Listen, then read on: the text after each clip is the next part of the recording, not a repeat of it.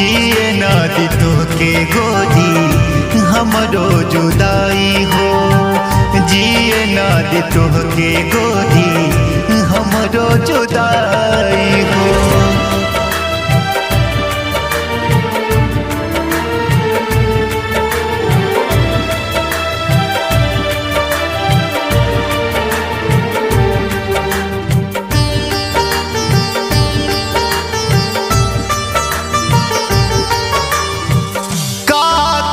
वादा तू कैसन निभैलू, पल भर में छोड़ के तू हमके चली गईलू।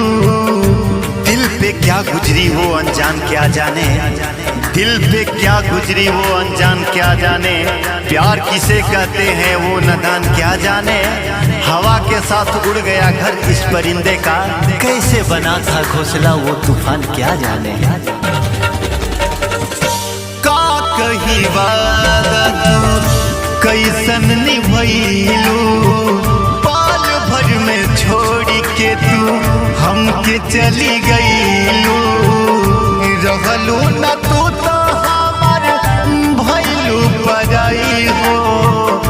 रहलू न तू तो हमार भैलू पराई हो। जिए ना दी तोहके गोरी हमरो जुदाई हो। जिए ना दी तोहके गोरी हमरो जुदाई हो।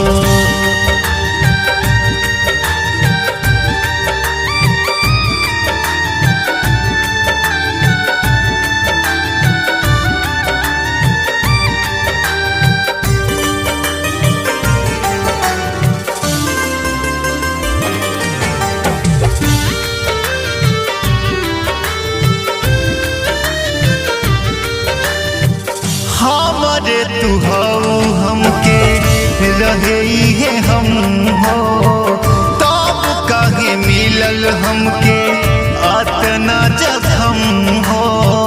दर्द देकर इश्क ने हमें रुला दिया, दर्द देकर इश्क ने हमें रुला दिया। जिस पे मरते थे उसी ने हमें भुला दिया।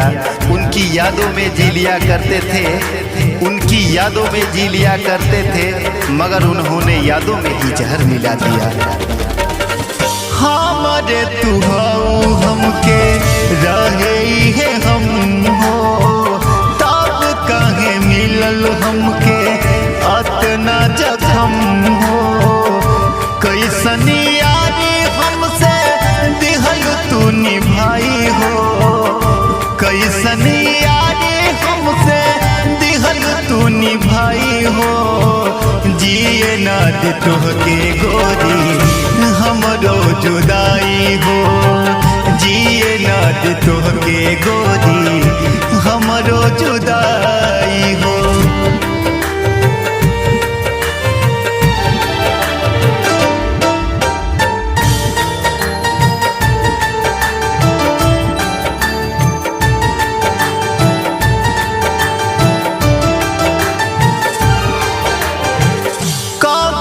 कसूर तू बोला निकललू, जियते जी हमके तू काहे मारी डाललू। प्यार करने वालों की किस्मत बुरी होती है, प्यार करने वालों की किस्मत बुरी होती है। मुलाकात जुदाई से जुड़ी होती है। वक्त मिले तो प्यार की किताब पढ़ लेना, वक्त मिले तो प्यार की किताब पढ़ लेना। हर प्यार करने वाले की कहानी अधूरी होती है।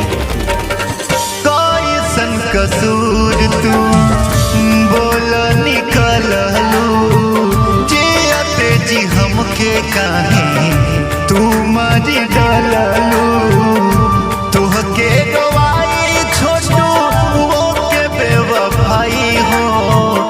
तोहके गवाई छोटू वो के बेवफाई हो। जिए ना दी तोहके गोरी हमरो जुदाई हो।